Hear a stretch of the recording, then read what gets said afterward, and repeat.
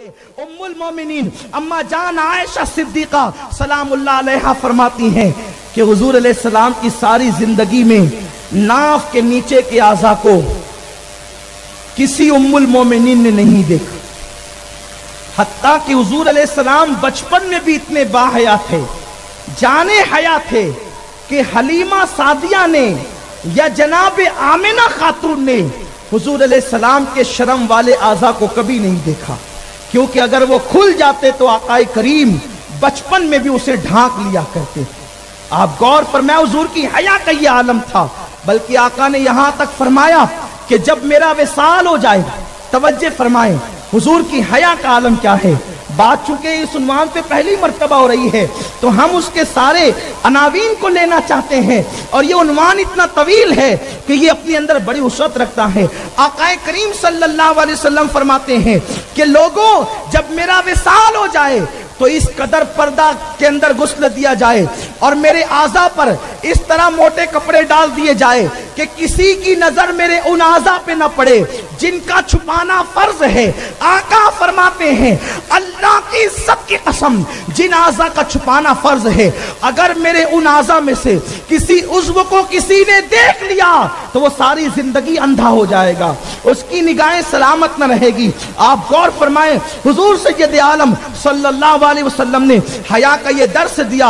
امہت المومنین بھی کہتی ہیں کہ اللہ اکبر، ہم نے حضور کے ناف کے نیچے کے اعضاء کو کبھی نہیں دیکھا، اور اللہ کے حبیب صلی اللہ علیہ وسلم نے بھی اپنی ازواج مطہرات کے ان اعضاء کو کبھی ان پر نظر نہیں فرمائی کہ جو ناف کے نیچے کے اعضاء ہیں۔ حضور کی حیا کا یہ عالم تھا، اور آقا کریم صلی اللہ علیہ وسلم اس قدر حیا فرماتے تھے کہ کنواری لڑکیاں بھی اجنبی مردوں سے اتنی حیا نہیں کرتی تھی۔ حضور کی حیا کا عالم یہ تھا کہ سرکار نے صحابہ کو یوں تربیت فرمائی کہ سیدنا فاروق اعظم کی جب طبیعت علیل ہوئی تو کچھ لوگ حضرت عمر ابن خطاب کو دیکھنے گئے کہ ان کی عیادت کریں۔ جب دیکھنے کے لیے گئے تو پوچھا کہ اے امیر المومنین، آپ کو کیا ہو گیا، آپ کو بیماری کون سی ہے؟ تو امیر المومنین نے فرمایا میرے ہاتھ کے نیچے ایک پھنسی ہو گئی ہے۔ تو کسی نے عذرائے مزاح کہا، امیر المومنین یہ ہاتھ کے نیچے پھنسی، یہ کچھ لمبا سا جملہ ہو گیا ہے، اس کو شارٹ بھی کیا جا سکتا ہے۔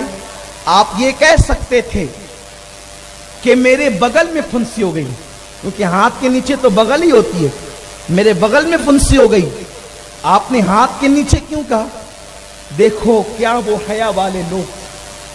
حضرت امیر المومنین سیدنا فاروق اعظم کہتے ہیں ہاتھ کے نیچے لمبا جملہ کہنا پسند ہے، لیکن جو تم نے کہا یعنی بغل، وہ کہنا مجھے پسند نہیں۔ کہا یہ بغل کہنا آپ کو کیوں پسند نہیں؟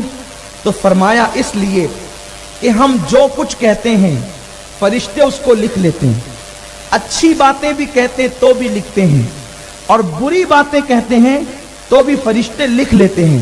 فرشتے تو یہاں لکھ رہے ہیں، اچھا بھی لکھ رہے ہیں برا بھی۔ تم نے 2 جملے کہے تو لکھا، 5 کہے تو لکھا، 10 کہے تو لکھا، اچھا کہا تو لکھا، برا کہا تو لکھا، سب لکھا۔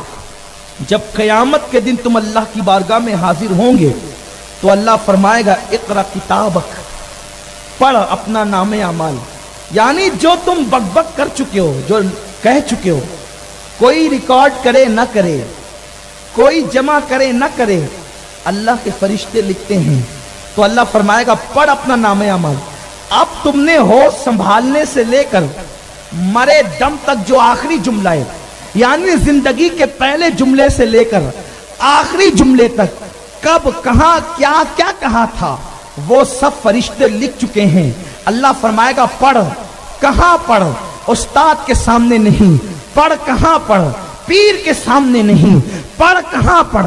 ماں باپ کے سامنے نہیں، پڑھ کہاں پڑھ؟ دوست و احباب کے سامنے نہیں، پڑھ اللہ کی بارگاہ میں، رب کی بارگاہ میں۔ خدا کا سامنا ہے، قہار و جبار خدا، رحمان و رحیم خدا، عدل کی کرسی پر اپنی شان کے مطابق